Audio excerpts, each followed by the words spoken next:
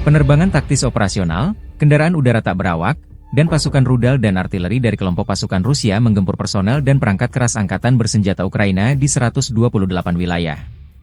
Unit pertahanan udara menembak jatuh 3 rudal taktis Attackams buatan Amerika Serikat, 3 roket HIMARS buatan AS, dan 31 kendaraan udara tak berawak sayap tetap Ukraina.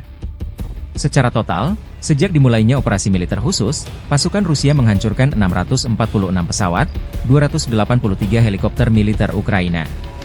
Termasuk menghancurkan 32.558 kendaraan udara tak berawak, 579 sistem rudal anti pesawat, 18.468 tank dan kendaraan tempur lapis baja lainnya, 1.469 kendaraan tempur MLRS, 15.450 senjata artileri lapangan dan mortir, dan 26.765 unit kendaraan militer pendukung telah dinetralisir, demikian dilansir militer Rusia.